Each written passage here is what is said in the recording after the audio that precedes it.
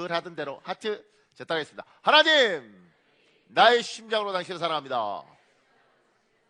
자, 옆에 보고요. 아이 끝에 가고요. 예수 그리스도의 심장으로 당신 축복합니다. 반대편 보고요. 예수 그리스도의 심장으로 당신 축복합니다. 자, 우리 이단의 말씀하겠습니다. 너희는 이 세대를 본받지 말고 오직 마음을 새롭게 함으로 변화를 받아 하나님의 선하시고 기뻐하시고 온전하신 뜻이 무엇인지 분별하도록 하라. 로마서 12장 2절 말씀 우리 선포하겠습니다. 성령 하나님, 이 세대를 본받지 않겠습니다. 마음을 새롭게 하여 주옵소서. 혼탁한 시대에 살고 있습니다. 분별의 영을 주시옵소서. 하나님의 선하시고 기뻐하시고 온전하신 뜻을 실천하게 하옵소서. 예수님의 이름으로 기도합니다. 아멘. 반드시 여러분의 기도와 선포대로 이루어질 줄 믿습니다. 고맙습니다. 사무엘상 16장은 굉장히 유명하지 않습니까? 들어가는 말을 제가 이렇게 적었습니다. 하나님의 명령대로 선지자 사무엘이 이새를 찾아서 베들레헴에 갑니다. 사무엘이 이새를 만난 것은 이새의 아들 중 미래 이스라엘 왕이 될 사람이 있기 때문입니다. 사무엘은 이새의 7 아들을 만나보고 그들의 키와 용모에 감탄합니다. 그리고 외모만으로도 그들 중에 이스라엘 왕이 될 사람이 있다고 생각했습니다. 그렇게 생각하는 사무엘에게 하나님은 사람은 외모를 보거니와 나 여호와는 중심을 보느니라는 유명한 말씀하십니다. 그리고 8째 아들 막내 다윗을 왕으로 선택하십니다. 오늘 이 말씀은 굉장히 유명한 말씀이고 여러분도 많이 들어본 말씀이지만 좀 더 깊이 생각해 볼 부분이 있습니다. 큰 2번에요. 사람은 외모를 보거니와 나 여호와는 중심을 보느니라. 작은 1번에요. 사무엘은 이새의 아들 중 미래의 이스라엘 왕이 있다는 것을 압니다. 그런데 누가 이스라엘 왕이 될 사람인지 모릅니다. 이새에게 아들이 8명이나 되기 때문입니다. 그 밑에요. 8명의 아들 중 누가 왕이 되어야 할까요? 아마 장남이거나 8명 중에 눈에 띄게 우수한 두뇌나 탁월한 기능을 가진 사람이 왕이 되어야 한다고 생각할 겁니다. 이것이 우리가 가진 기준입니다.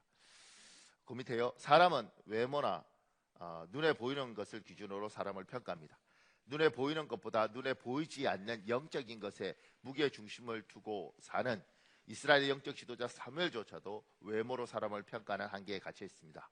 이것이 사람입니다. 여러분 사무엘상 16장 6절에서 7절 있습니다. 여러분 읽으십시오. 시작.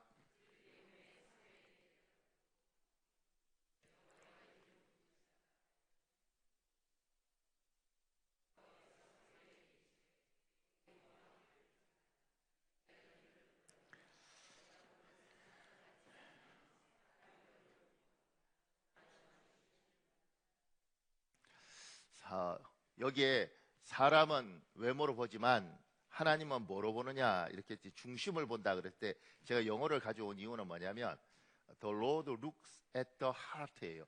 하나님은 마음을 본다 이렇게 이야기한 거예요. 그러니까 중심이 영어로 생각할 때는 마음인 거죠.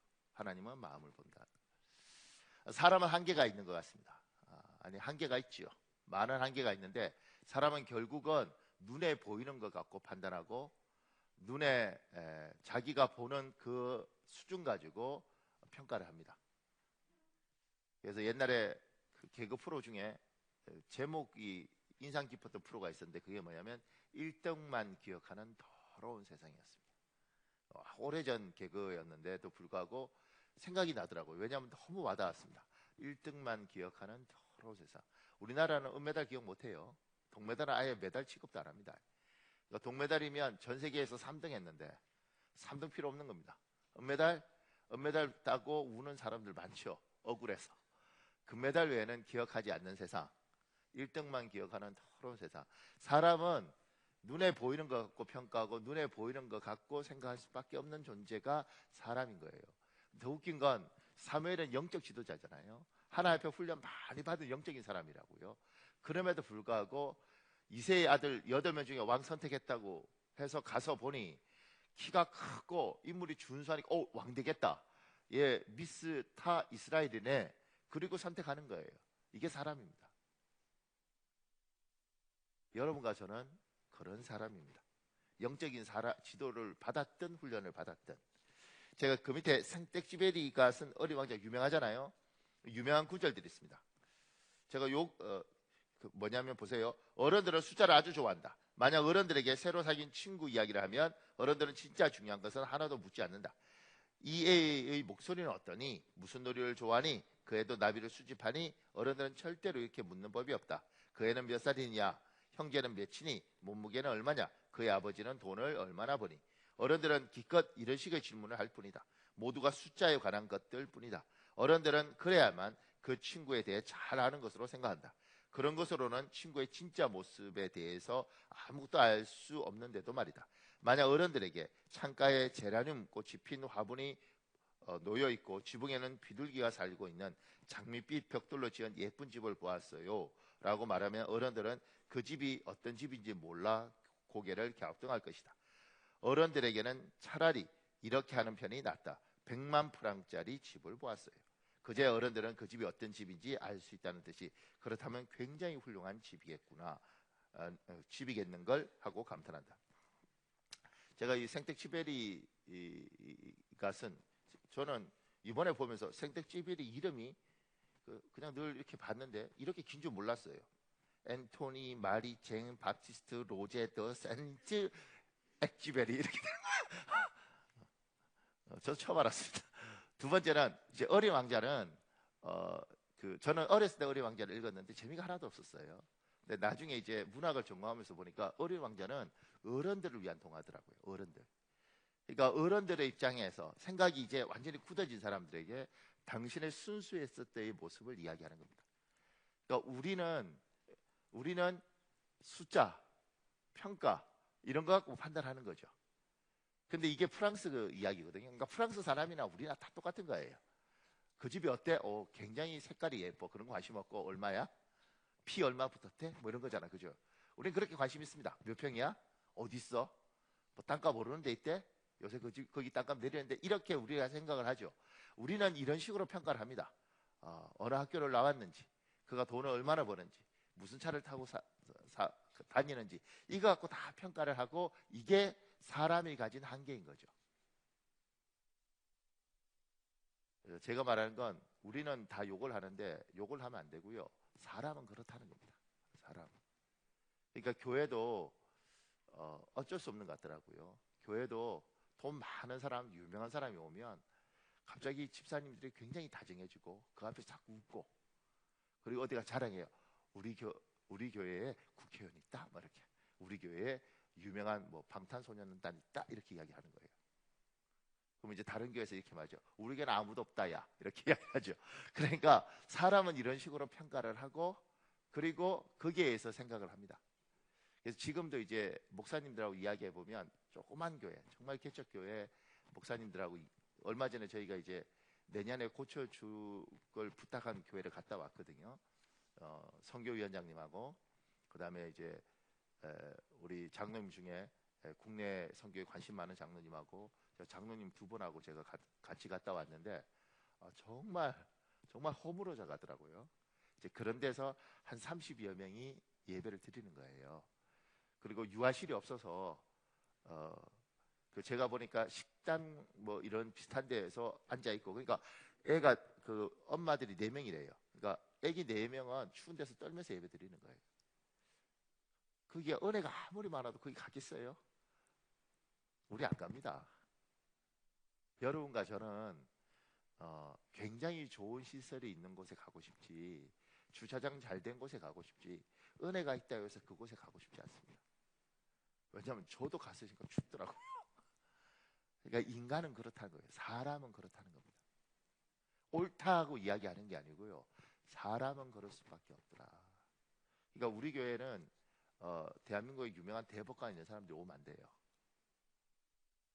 오면 어떻게 되냐면 예배 시간에 여러분이 눈이 내한테 있을 것 같아요. 아니면 앞을 바라보고 대법관 뭐 잘 모르시잖아요. 근데 제가 왜 이런 생각을 했냐면 제가 베트남에 잠시 가서 주일날 예배를 박항서 감독이 다니는 교회에 갔어요. 예배 시간 내내 난 뒤에 앉아서 목사님 설교 하나도 없고 박항서가 누군가 계속 찾았어. 예배 끝날 때까지. 저 앞에 머리 벗겨진 사람이 박항서 같아요. 끝나고 내가 저 얼굴 봐야지 이러면서 예배 시간 내내. 근데 머리 벗겨진 것만 같이 그 뒤통수도 비슷했는데 너무 젊어요. 아닌 것 같아. 그래서 제가 그거 보면서 무슨 생각했냐면 예배 시간에 목사도 어차피 난 여기 한번 왔다 가는 건데 박항서 만나야지. 왜냐면 찾아갈 때도 박항서 있다 그래서 찾아갔거든요. 앉아서 계속 누가 박항서지 이렇게 박항서 말고 근데 계속 이렇게 봤죠. 제가 그거 보면서 사람은 그러니까 이제 그런 사람 오면 예배 되겠어요? 안 된다고. 누구지? 이렇게. 그게 사람이고 사람은 어쩔 수 없다. 그 밑에요. 여기서 우리는 생각해야 합니다. 사람은 속마음을 보려고 노력하기보다 겉모습을 통하여 사람을 판단하는 존재이구나. 이것이 사람의 한계이구나. 그렇다면 예수님을 내 인생의 주인으로 섬기는 우리는 이런 세상 사람들을 향하여 내 속마음을 몰라준다고 투덜거리지 말아야 합니다. 그들이 우리를 오해하고 왜곡되게 생각할 여지가 없도록 정말 지혜롭게 행동하며 이 세상을 살아야 합니다. 마태복음 10장 16절에 있습니다. 여러분 읽어볼래요? 시작.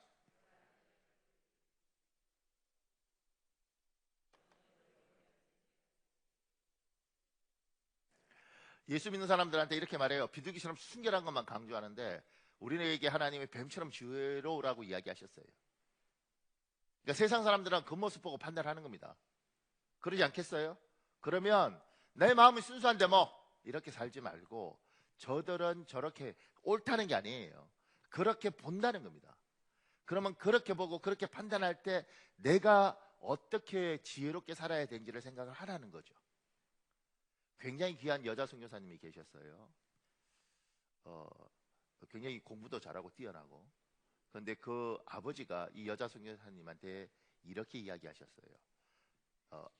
아가씨인데 50이 넘도록 크리스틴, 이제 외국에 살았어요. 크리스틴, 너와 내가 믿는 하나님은 중심을 보지만 남자는 외모를 본단다. 얘가 좀 꾸며라 이렇게 이야기를 했다. 이게요. 내 마음은 깨끗한데 뭐. 그럼에도 불구하고 사람은 어쩔 수가 없더라는 거죠. 옳다고 이야기하는 게 아니라 그게 사람이면 순결할 뿐만 아니라 지혜로워서 이렇게 행동하면 저 사람이 저렇게 보겠구나. 내가 이렇게 옷을 입으면 저 사람은 저런 식으로 판단할 수 있겠구나. 저 사람에 대해서 오해하지 않도록, 저 사람들이 왜곡하지 않도록, 저 사람이 나에 대해서 잘못 생각하지 않도록 우리가 나는 순수한데 세상이 왜 그래요? 그러지 말고 하나님의 사람들이 이 더러운 세상에 살면서 이 세상은 이런 식으로 사람을 보는구나. 그러면 내가 굉장히 지혜로워야겠다. 그 생각을 가지는 거죠. 제가요 어디 갔는데 어디 갈 때 그냥 편하게 청바지 입고 운동화 신고 편하게 가서 이야기를 했는데 상당히 불친절해요. 그래서 나는 그냥 그리고 이렇게 말하면 이렇게 조금 사람 무시하는 것 같고 그 다음에요 깨끗하게 입고 머리에 뭐 바르고 뭐 이렇게 해서 양복 입고 넥타이도 빨간 거 메고 가서 안녕하세요 이렇게 갑자기 이 사람이 약간 조심스러워하는 것 같더라고요. 뭐지? 같은 사람인데 세상은 그렇게 보더라는 거죠. 옳다고 그런 게 아니라 인간은 그것밖에 안 된다는 겁니다. 그러니까 예수 믿는 사람 중에 목사님 저는 너무 억울해요. 제가 얼마나 착한지 아세요? 누가 안 착하대? 근데 세상이 그런 식으로 움직이고 그런 식으로 판단하니까 그것이 옳다고 하는 게 아니라 그러면 너는 비둘기처럼 순결할 뿐만 아니라 뱀처럼 지혜로워서 저들이 생각하는 것들을 잘 이해하고 움직이라고 이야기를 하는 겁니다. 그 밑에요. 세상 사람은 용모, 키 같은 겉모습으로 사람을 볼 때 예수님을 내 인생의 주인으로 섬기는 우리만은 사람의 속마음을 보려고 노력해야겠습니다. 이것이 세상 사람과 우리를 구별시켜주는 능력입니다. 지금 이게 이중잣대인데요. 제가 그랬지 않습니까? 순결만 하면 안 되고 비둘기처럼 순결만 하면 안 되고 뱀처럼 지혜로우라고 이야기했지 않습니까? 이 세상 사람하고 상대할 때. 그러면 나는 세상 사람처럼 다른 사람을 볼 때 그렇게 볼 건가? 하나님을 경외하는 우리는 그렇게 보면 안 된다는 거예요. 우리는 어떻게든 중심을 보려고 노력하고 겉모습이 부족해도 행동이 좀 부족해도 이 사람의 중심을 잘 보려고 노력해야 되는 겁니다. 여기 두 가지 이야기요. 하나는 작년인가요? 제가 전도하러 갔었는데 문경에 그때 제가 참 좋은 거 하나 배웠습니다. 뭘 배웠냐면 이제 70아우 아버지, 70여덟 어머니 전도하면서 이제 70아우 아버지한테 그 따님이 같이 갔거든요. 우리 집사님인데 그 딸한테 사랑한다고 이야기하라니까 이 아버지가 고백하더라고요. 평생 한 번도 안 해봤던 말. 딸한테 딸을 사랑한다 이렇게 미안하단 말도 하시고. 근데 이제 딸한테 이제 그렇게 하면서 이 부녀 관계가 좋아졌어요. 근데 그걸 70여덟을 있는 어머니가 보면서 반짝반짝거리고 눈빛이 나도 사랑한다는 말을 좀 해줬으면 좋겠다 이런 것 같더라고요. 그래서 제가 이제 아버지한테 이야기했죠. 아버지, 어머니한테 평생 사랑한다는 말을 해봤냐고. 그러니까 아버지가 많이 했다는 거예요. 엄마가 뭐라고 이야기하냐면 절대 안 했다는 거예요. 그러니까 아버지 많이 했다고. 그래서 제가 이야기했죠. 그럼 아버지 많이 하셨으니까 요 시간에 여보 내가 당신을 사랑합니다 이 말을 하라고. 절대 안 하고 많이 했다고 많이 했다고 그렇게 하시고. 어머니는 이제 속 상하죠. 왜냐하면 딸한테 했지만 자기도 듣고 싶은데 70여덟 먹은 그때 제가 배운 건다 70 먹은 여자도 사랑한다는 말 듣고 싶은 거예요. 그러니까 여러분 40대, 44, 54는 얼마나 듣고 싶겠어요. 해줘야 된다고. 해줘야 된다. 갑자기 김종철 장로님, 박예수 집사님 몇 살이죠? 잘 모르신다고요? 하여튼 78은 안 됐으니까 하셔야 됩니다. 하시죠? 그죠? 사랑한다는 말 하시죠? 잘 모르겠습니까? 오케이. 그러니까 하셔야 됩니다. 그러니까 60살이 됐든 70살이 됐든 듣고 싶은 거죠. 그래서 이제 어머님은 못 들었다는 거예요. 그리고 그 섭하죠. 딸한테 해도 자기한테 안 하니까. 그리고 제가 그 아버지가 이렇게 산성이 유명하다고 뭐 이렇게 그 세트장으로 드라마도 촬영도 하고 그래서 같이 갔단 말이에요. 그래서 그 아버지하고 이야기를 이렇게 저 좋아하시더라고요. 이렇게 저렇게 이야기하면서 제가 물어봤어요. 아버지, 어머니 사랑한다는 말 뭐 이렇게 많이 한다고. 자기는 많이 하신대요. 근데 분명히 지금 상황을 보면 절대 안 하실 분이란 말이에요. 그리고 이렇게 했으니까 얼마 전에 어머니가 몸이 많이 아파서 이렇게 잘못하면 돌아가시겠다 이랬다는 거예요. 그러면서 자기가 흑염소를 이렇게 탕집에 가서 좋은 흑염소를 가져와서 이렇게 접을 짜고 이렇게 해서 그 30일분도 아니고 40일치인가를 해왔다는 거예요. 그래서 할머니한테 준 거죠. 먹고 건강하라고. 그거 먹고 많이 좋아졌다는 거예요. 제가 그거 딱 들으면서 생각이 나더라고요. 이분이 딱 주면서 할멈 엄청 사랑해, I love you, 먹고 건강해 이렇게 줬을까? 아니 자꾸 골골거리고 그래. 먹어! 이렇게 줬을까? 어떻게 준지 몰라요. 근데 하여튼 간에 이렇게 했을 때 어머님이 눈을 열어서 가만히 보면 이 흑염소 중탕이 그 흑염소 중탕이 아니고 사랑이구나 이렇게 받아야 되는 거예요.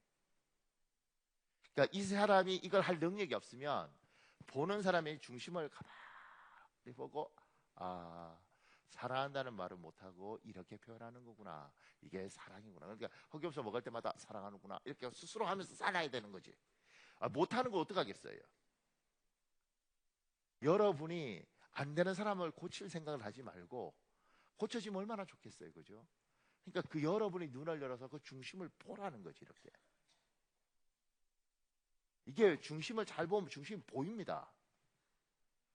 여러분이 관심법이 없어도 독심술을 안 배워도 잘 보면 중심이 보입니다. 지혜가 있으면 보여요.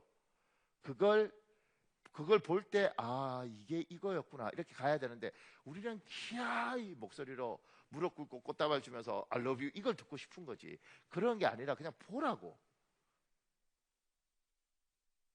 예수 믿고 하나님을 경외하는 여러분은 사람의 중심을 자꾸 보려고 노력해야 돼요. 제가 두 번째, 제 모교에 목사님이 이런 말씀하셨어요. 그러니까 자기 경험인데 안수 집사님이 6명이 있었는데 그땐 장로님이 없었어요. 근데 그 중에 한 분이 너무너무 괴롭히는 거예요. 목사님은. 목사님 무슨 일할 때마다 반대하고.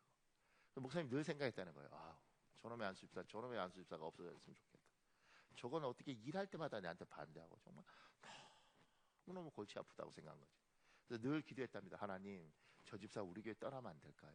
근데 하나님 기도 응답을 하셨는지 그분이 태안으로 이사를 간다고 목사님이 왔다는 거예요. 와서 목사님 저 태안으로 이사 갑니다. 그리고 통곡을 하더라는 거예요. 목사님 속으로 할렐루야 이러고 있는데 통곡을 하더라고요. 그러면서 뭐라고 이야기하냐면 내가 평생 이 교회를 섬기고 싶고 목사님을 섬겨야 되는데 내가 떠날 수밖에 없어서 내가 너무 목사님한테 죄송하고 교회에 죄송해서 내가 정말 죽을 것 같다고. 그래서 막 우는 거예요. 목사님 얼마나 괴롭겠어요. 할렐루야 그랬는데 아, 왜 그래? 왜 이렇게 울어? 그리고 보낸 거죠. 보내고 이제 재밌는 이야기는 그리고 그 다음에 어떤 안수집사가 왔는데 진짜 독한 교시 같대요. 그래서 이제 목사님이 이렇게 했다는 거. 하나님 떠나게 해달라 그렇지 독한 놈으로 바꿔달라 그런 것도 아닌데 왜 이렇게. 그리고 이제 교회가 건축을 할 때 이 태안에 간 집사가 어떻게 해서 땅도 이렇게 있고 좀 이런 사람이었는데 2억을 건축원금을 들고 교회를 떠났는데도 불구하고 2억을 들고 교회에 와서 건축하는데 헌금을 하고 다시 태안으로 내려갔어요. 그때 이 목사님이 알게 된 거죠. 뭘 알게 됐냐면 이 집사가 자기 딸은 충성을 했는데 그게 방법을 모르고 행동을 모르니까 이런 행동을 해서 너무 힘들게 하고 너무 어렵게 했지만 그 중심은 뭐예요? 중심은 선했다는 거예요.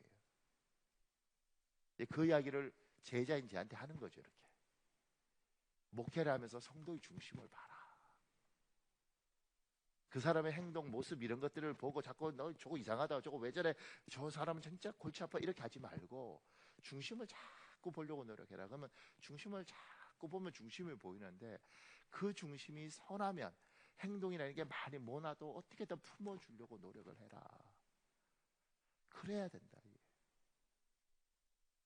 그래서 성도들을 볼 때 중심을 잘 보려고 노력하는 거예요. 그러니까 어느 날 보이더라고. 뭐가 보이냐면요, 예배 시간에 와서 꼬박꼬박 조는 사람이 있어요. 그러면 철없는 목사님은 이렇게 말하고요, 집에 가서 자든가 예배 오면 제대로 드리든가 왜 예배 시간에 졸아, 이렇게 이야기하는 목사님들이 있어요. 제가 그 목사님한테 그러죠. 하루 종일 일하고 얼마나 피곤하겠냐. 그런데 그래도 하나님 앞에 몸이라도 드려야지 그리고 오는 거다. 당신 눈에는 우습게 보이고 예배를 왜 저렇게 드려 이러지만 하나님 볼 때는 귀한 거예요. 그러니까 예수 믿는 우리는, 세상 사람들은 사람을 외모로 판단하니까 우리가 지혜롭게 행동할 필요가 있지만 우리가 사람을 바라볼 때는 그 사람의 중심을 보려고, 그들의 행동이 모났고 말투가 모났고 눈빛이 모났어도 저 중심을 잘 보면 그 안에 뭐가 있는 거예요. 아, 귀하구나. 아, 이게 이거구나. 이건 하나님의 사람들이, 하나님이 그렇게 보시니까 우리도 그러려고 노력하는 거죠. 그러면요, 보입니다. 그러면 남편도 보이고요, 아내도 보이고요, 보입니다. 그걸 못 보면 싸우는 거예요. 저희 집안 이야기 중에 저희 아버지가 현대자동차에 있을 때 현대자동차는 기술자한테 조장을 맡기고 반장을 맡기고 이러는 거예요. 그래서 기술이 좋고 오래됐으니까 조장을 맡기고 반장을 맡기면 수당도 나오고 뭐 이래요. 그런데 아버지는 안 맞는 거예요. 조장 맡았다가 때려치고, 조장하다가 반장하라고 하면 때려치고. 그러니까 어머니 여자 입장에서는 막 화를 내는 거죠. 그게 수당이 얼만데, 그거 뭐 인사고과도 되고, 당신하고 같이 온 사람은 과장도 되고 이랬더니 이거 2부 때는 못하겠다. 우리 어머니 근데 막 하는 거예요. 그러니까 저도 어렸을 때는 왜 우리 아버지가 이저러지 이렇게. 근데요, 어느 날 이렇게 보니까 인사고과를 매기는데 영어가 나오잖아요, 알파벳. 그러니까 옛날에 서당밖에 못 다녀본 사람이 어떻게 해서 기술을 배운 것이지 알파벳이고 영어고 뭐 나오니까 두려운 거예요. 무섭고. 근데 이제 그냥 난 영어 잘 몰라, 그러면 누가 좀 도와주면 안 돼? 이러든가 배워야지 이러면 얼마나 좋겠어요. 자존심이 있으니까 에이 조장 같은 그런 거 해서 뭐 골치 아파 안 해 이렇게 하는 거예요. 그걸 못 보니까 어머니는 계속 그 두 부부가 맨날 싸우는 거죠. 해 애들 크는데 돈 받아야지 해 이러고 아버지 그딴 걸 왜 그러고 싸우는 거예요. 제가 어느 날 이렇게 보니 아버지 중심이 나 무서워 그거 갔다가 망신 나가면 어떡해. 그러니 부부간에 왜 싸우는지를 본 거죠. 아 중심을 못 보는구나 속마음을 못 읽구나. 저러니 부부간에 평생을 싸우구나. 지금도 저희 어머니 이렇게 말씀했어요. 내 아버지가 평생 사는데 그 사람 마음은 나는 죽었다 깨도 모르겠다. 그러니까 재미가 없지 인생에. 나는 알겠어요. 왜냐면 그 유전자 내가 받아서 보니 아유 겁이 많았구나. 아이고 그 부분에 두려웠구나. 하나님이 여러분에게 지혜 주시면 남편의 중심을 잘 보십시오. 아내의 중심을 잘 보십시오. 심지어 자식의 중심을 잘 보십시오. 왜 저러는가? 왜 저러는가? 그냥 아 못난 새끼, 뭐 이렇게 못난 새끼가 다 있어 이러지 말고 왜 이 사람은 이걸 이렇게 표현하고 이렇게 행동할 수밖에 없는가? 하나님이 여러분과 저희 눈을 열어서 우리의 사랑하는 사람들, 우리의 주위에 있는 사람들의 그 속마음을 볼 수 있는 영적인 눈을 열어주시길 우리 주 예수 그리스도 이름으로 축복합니다. 고맙습니다. 작은 이번에요. 이세에게 8명의 아들이 있었습니다. 8명 모두 훌륭한 용모와 키를 가지고 있었던 것으로 보입니다. 그런데 왜 하나님은 막내 다윗을 왕으로 선택하셨을까요? 특히 다윗은 아버지와 형들, 가족에게 무시당하던 사람이었습니다. 사무엘상 16장 11절에 보면 막내가 남았다고 그렇습니다. 그리고 그는 양을 지킨다고 이야기해요. 그 밑에요 11절에 다윗을 소개하고 있습니다. 아직 막내가 남았는데 에서 막내는 히브리어로 카탄입니다. 카탄은 말제라는 뜻도 있고 하찮고 그다지 중요하지 않은 사람이라는 의미도 있습니다. 다윗은 가족끼리 모이는 중요한 자리조차 빠져도 되는 가치 없는 사람이었습니다. 막내가 가치 없는 거예요. 막내가 가치 없는 거예요. 그 밑에요 사람들에게 무시당하고 심지어 친아버지와 친형들에게조차 외면당하던 다윗을 하나님은 왜 이스라엘 왕으로 삼으셨습니까? 하나님은 인생 역전의 장면을 좋아하십니다. 반전입니다. 하나님은 문학적 능력을 사람에게 주셨고 인류 최초 최고의 극작가는 하나님이십니다. 고린도 11장 26절에서 29절인데 여러분 읽어볼래요? 시작.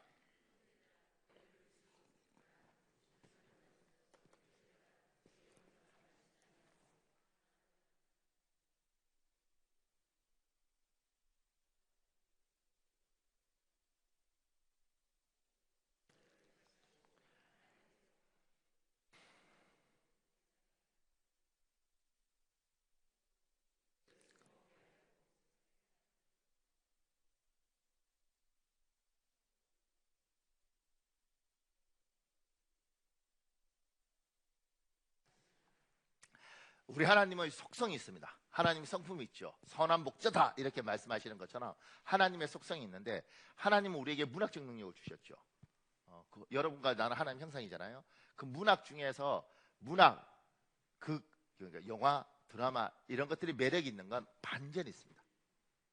저렇게 하면 착한 사람이 결국은 패배하는데 놀라운 반전으로 뒤집어지는 거예요. 그걸 하나님이 그런 문학적 속성을 가지고 이 땅을 이끌어가요. 그래서 홍해 앞에 하나님 홍해를 가르는 거예요. 여리고 앞에 여리고가 무너지는 겁니다. 우리 주님은 이것을 좋아하시고 이렇게 일을 하세요. 그래서 어떻게 하느냐면 잘난 사람이 성공하는 거 당연하지 않겠습니까? 똑똑한 사람이 잘 되는 거 당연하지 않겠습니까? 근데 하나님은 약한 자를 들어 강한 자를 부끄럽게 하는 거예요. 가난한 자를 들어서 부유한 자를 부끄럽게 하는 거예요. 이게 하나님이 가진 속성이 하나님의 매력입니다. 여러분이 가난하고 못났고 부족하면 그것은 세상에서 사람들은 외모로 보니까 우린 비참하죠. 근데 하나님 안에서 보면 뭐가 되느냐면 당신은 굉장히 복받을 수 있는 기회예요. 하나님이 당신을 통해서 놀라운 일을 하실 수 있어요. 찬양 중에 그거 있죠. 약한 나로 강하게 가난한 날 부하게. 이 찬양이 복음적인 것은 뭐냐면 하나님은 못난 놈을 들어서 하나님의 능력으로 강한 자를 앞에 세워서 너는 너 능력으로 이만큼 왔지, 얘는 아무것도 없지만 내가 만나서 이만큼 온 거야, 내 사람들은 이렇게 쓰는 거야, 내가 도우면 이렇게 되는 거야, 이걸 하나님 보여주시는 거 싶은 거예요. 이게 하나님 매력입니다. 또 부족한 자에게는 너무 감사한 건 뭐냐면 예수 붙잡아라, 하나님 붙잡아라. 그럼 하나님이 결코 하나님의 사람들을 부끄럽게 하지 않는다. 네가 지금 힘없고 약하고 연약하냐? 그럼 하나님 붙들어라. 하나님이 놓아두지 않고 하나님 반드시 약한 너를 강하게 만드실 것이다. 우리는 이 약속을 붙들고 예수를 믿은 거죠.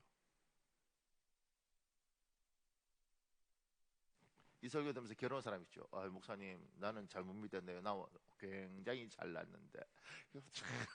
목사님 나는 예수 안 믿어도 돼. 근데 나는 원래 똑똑한데 어떡하겠어요. 잘났는데. 그러니까 하나님의 복을 받으려면요, 자기가 못난 걸 인정하게 됩니다. 하나님 내가 참 못났네요. 내가 참 부족하네요. 그때 하나님 손잡고 네가 못났지, 내가 어떻게 하는지 한번 봐라. 이렇게 일을 만들어 가시죠. 그 밑에요. 그러기에 하나님은 예수님을 내 인생의 주인으로 섬기는 우리를 통하여 반드시 우리를 무시하고 조롱하던 세상 사람들을 하나님의 능력으로 부끄럽게 만드실 것입니다. 그러니 죽지 말고 사셔야 합니다. 아무리 힘들어도 사셔야 합니다. 하나님이 반드시 이 수욕을 갚아주실 것입니다. 갑자기 뜬금없이 이게 뭐 복수열전도 아니고 왜 제가 문구를 쓰면서 너무 센 거예요. 근데 쓰고 싶더라고요. 어쩌면 하나님이 오늘 1부든 2부든 누군가에게 이 말을 하고 싶지 않을까. 그러니 죽지 말고 사셔야 합니다. 아무리 힘들어도 사셔야 합니다. 하나님은 반드시 이 수욕을 갚아주실 것입니다. 이번 주 금요일에 김혜영 선교사 왔잖아요. 그 사람이 책 총 4권을 썼는데 그 중에 한 권에 이런 내용이 있습니다. 가을 학기 학비가 적힌 종이를 받아 들었다. 항목이 꽤 많았다. 모든 외국 학생에게 주는 여행 경비 장학금 1,500달러, 세례교인 장학금 500달러, 도합 2,000달러가 장학금 명목으로 기재되어 있다. 기타 자잘한 명목 아래 더하고 빼고 해서 실제 금액이 맨 끝에 나와 있었다. 4,950달러. 헉, 이걸 어쩐다. 나약 대학은 1982년에 맨하튼에 설립되었다. 전통 있고 확실하게 기독교 교육을 받을 수 있다고 해서 다른 학교는 아예 찾아보지도 않고 입학 신청을 했다. 그런데 학비가 정말 비싸다. 수중에는 비상금이자 전 재산인 3,000달러가 있었다. 가진 돈은 한 학기 학비도 안 된다. 보츠와나에서는 14년간 자원봉사자로 일했기에 월급이나 보수가 없었다. 당연히 저금해 놓은 것이 없었다. 어느 날 워싱턴에서 이용호 박사님이 부인과 아드님을 대동하고 뉴욕으로 찾아오셨다. 몇 년 전부터 보츠와나 직업학교를 위해 기도하고 후원하던 소그룹을 이끄는 분들이다. 반가운 인사를 주고받고 같이 예배를 드렸다. 이 박사님의 부인이 떠나기 전에 내 옆에 다가와 앉으셨다. 그리고는 조용히 내 귀에 대고 물어오셨다. 첫 학기 학비로 필요한 돈이 얼마지요? 나는 낮은 목소리로 대답했다. 네, 모두 5,000달러인데 지금 3,000달러가 있으니까 2,000달러가 더 필요합니다. 그 정도면 우선 등록이 가능할 것 같아요. 네, 알겠어요. 학비 때문에 걱정하지 마세요. 좋은 일이 있을 거예요. 기도를 마치고 나니 두 분은 벌써 자리를 뜨고 없었다. 걱정하지 말라니 무슨 뜻일까? 그 말이 어떤 뜻인지 알아차리는 데는 오랜 시간이 걸리지 않았다. 두 분이 뉴욕으로 다녀가고 일주일이 지난 뒤 워싱턴에서 카드가 왔다.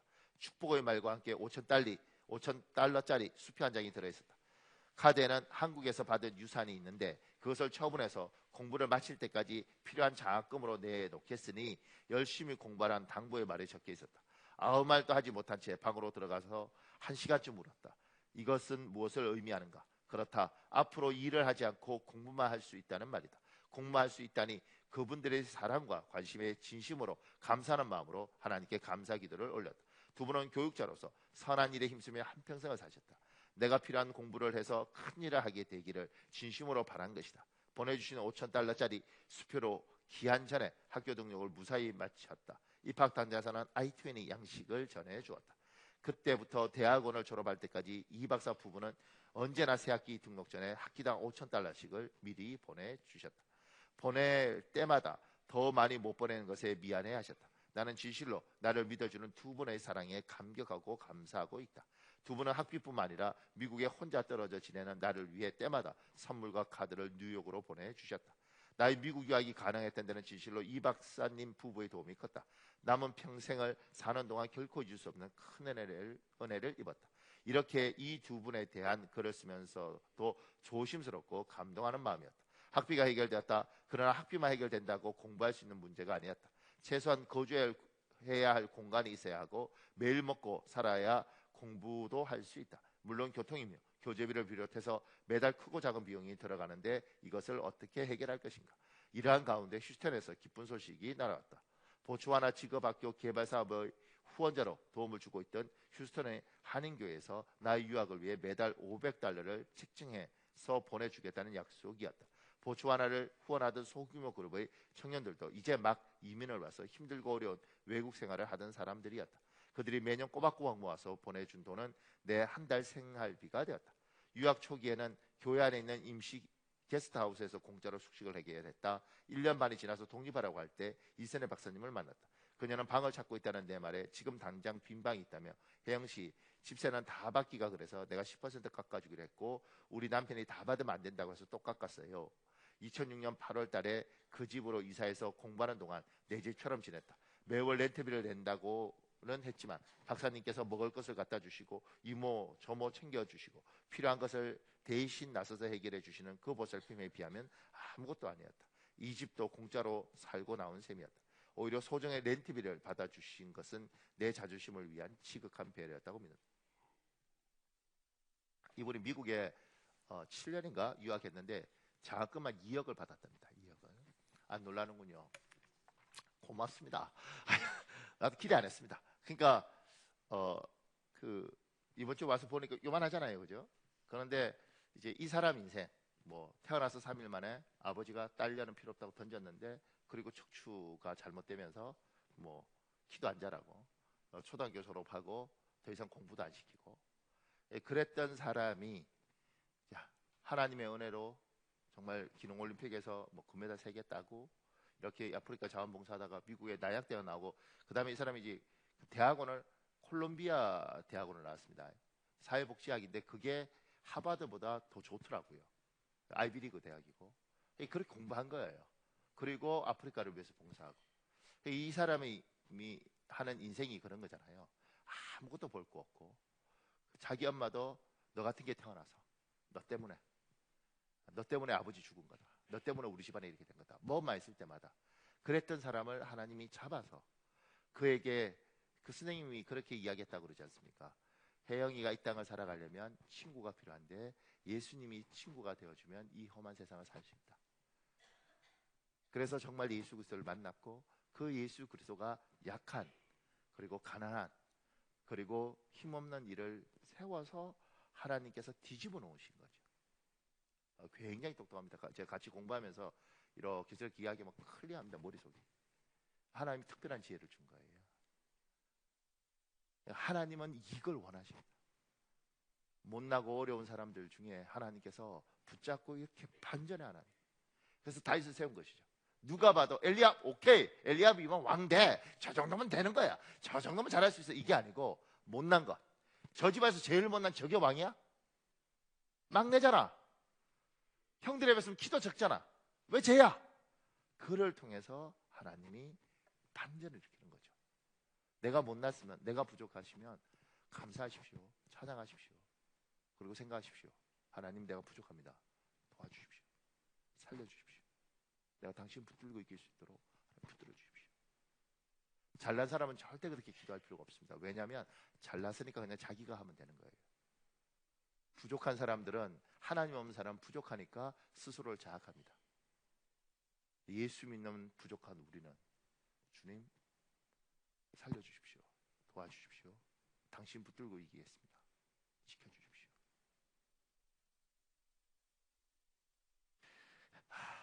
그 밑에요.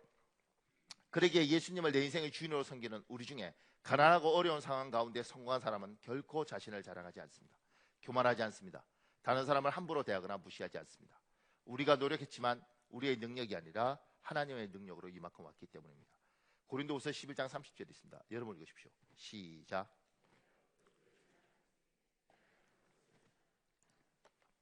내가 약한 것을 자랑한다는 건 뭐냐면 성공한 거예요. 굉장해진 거예요. 그런데 내가 얼마나 노력한 줄 알아? 내가 이만큼 노력해서 이만큼 왔어. 이렇게 말하는 것이 아니라 내가 그것밖에 했는데 하나님 날 붙들어 주셨어. 나는 하나님 안 만났으면 그냥 그렇게 살다가 끝날 인생이었는데 하나님이 나 잡아서 이만큼 이끌어 주셨어. 하나님이 없었으면 우리 진짜 깨어질 가정이었는데 하나님이 그래도 우리 결혼 생활을 유지하면서 이만큼 오게 하셨어. 그 이야기를 하는 거예요. 약한 나를 자랑하는 거. 하나님 때문에 이만큼 왔다고 그 나를 자랑하는 거. 작은 사모예요. 하나님은 사람처럼 우리를 부분 뜨문뜨문 보시고 우리를 판단하지 않으십니다. 하나님은 사람들이 볼 수 없는 시간에도 우리를 보고 사람들이 알 수 없는 시간에도 우리를 아십니다. 이것을 성경은 은밀한 중에 보시는 하나님으로 표현하고 있습니다. 마태복음 6장 4절에 있습니다. 여러분 읽으십시오. 시작.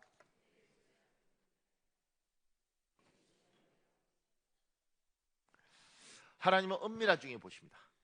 이 은밀하다는 것은 우리는 설마 하나님 보겠어? 근데 보고 있는 거죠. 꾸준히.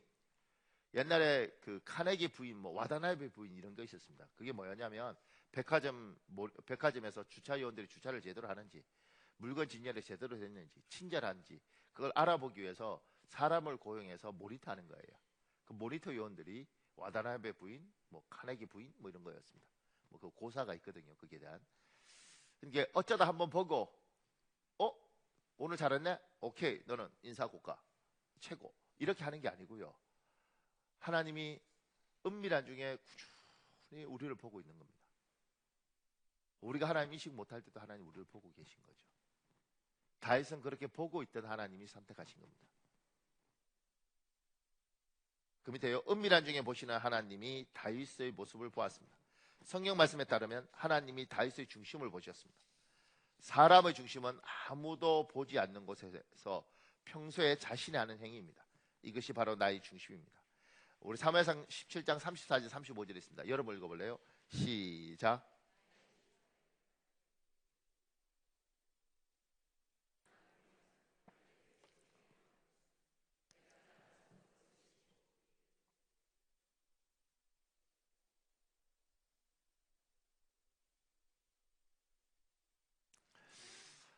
다윗은 혼자 양치러 갔습니다. 그죠?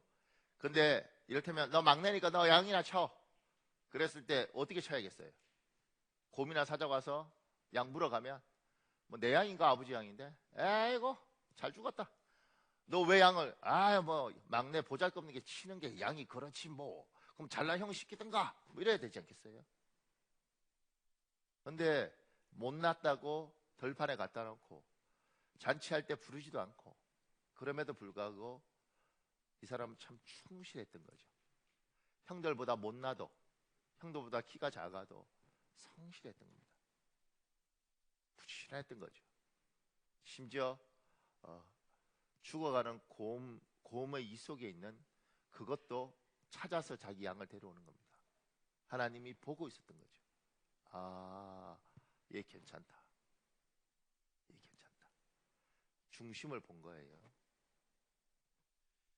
그 밑에요. 사람의 중심은 아무도 보지 못하는 곳에서 평소에 자신이 하는 행위입니다. 이것이 바로 나의 중심입니다. 하나님은 이 중심을 보고 결정하십니다. 왕으로 삼을 것인지, 물질의 복을 주실 것인지, 교회의 중식을 맡길 것인지 등등. 이채철이라는 분이 쓴 글 중에 이런 내용이 있습니다. 보세요. 외국에 살고 있는 한인 크리스천들의 집에서 대한항공 기내용 담요를 보게 되는 경우가 허다하다. 어린아이를 키우거나 자동차 여행을 할 때 아주 편리하고 요긴하게 사용된단다. 해외여행 경험이 있는 국내 크리스천 역시 대한항공 담요를 가지고 있는 사람들이 의외로 많다. 물론 불신자의 경우엔 더 말할 나위가 없다.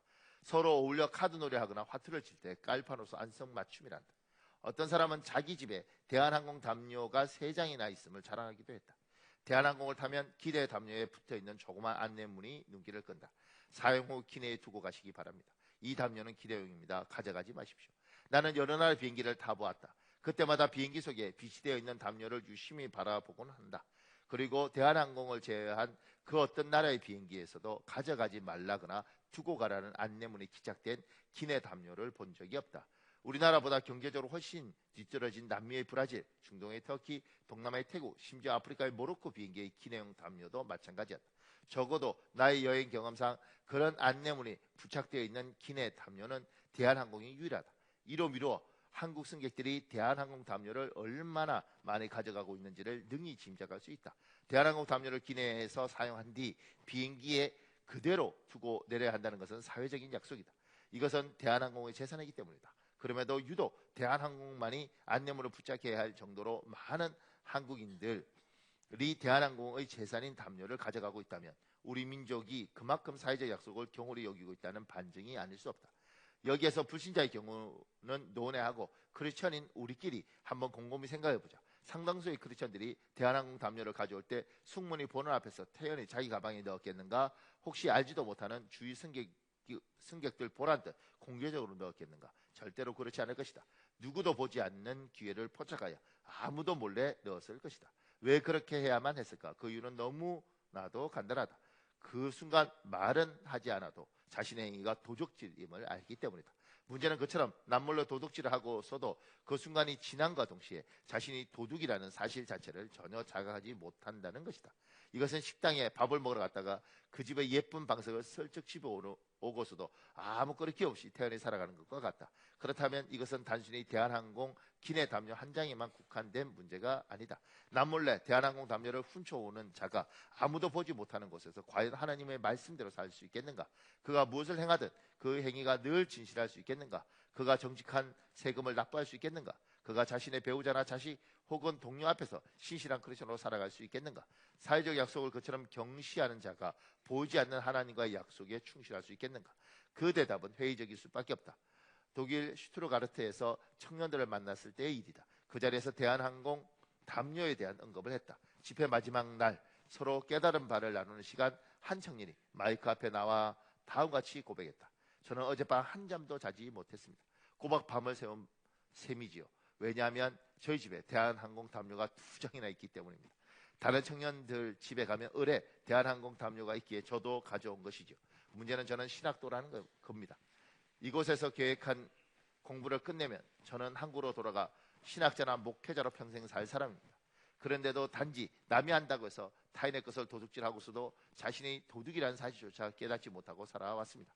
그러고서도 하나님과의 약속에 충실하냐, 스스로 의로우냐 살아온 제 자신이 부끄럽고 한심스러워 한잠도 잘 수 없었습니다.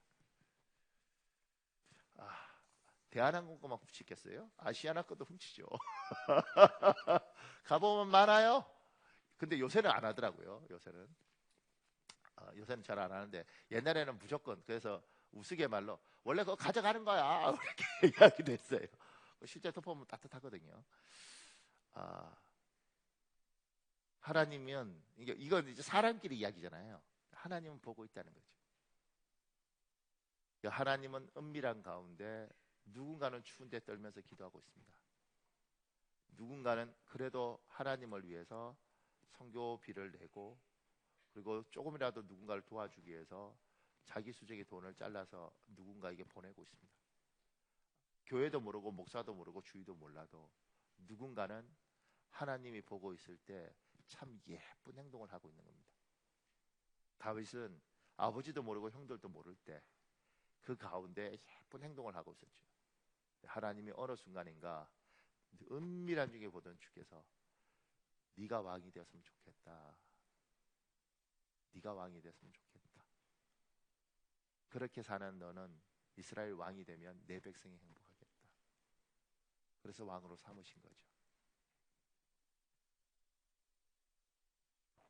그 밑에 사람의 중심은 아무도 보지 않는 곳에서 평소 자신이 하는 행위입니다. 이것이 바로 나의 중심입니다. 이것이 바로 나의 인격입니다. 그건 나중에 읽어보십시오.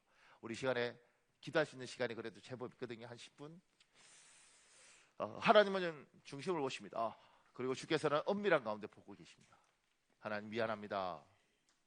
하나님 보고 계신 줄 아는데도 제가 지혜롭지 못했습니다. 잘못했습니다. 하나님 내가 중심을 드리겠습니다. 보지 않는 곳에서도 기도하고 하나님이 못 보는 곳에서도 하나님 사랑하고 살겠습니다. 하나님 도와주십시오. 하나님 내 중심을 보십시오. 또 하나요. 하나님 사람들은 외모로 판단하지만 나는 참 못난 사람이지만 그 사람의 중심을 보려고 노력하겠습니다. 도와주십시오. 내 눈을 열어주십시오. 저는 주여 한번 간절히 보시고 우리 한 7, 8분 기도하겠습니다. 주여, 아버지, 아버지,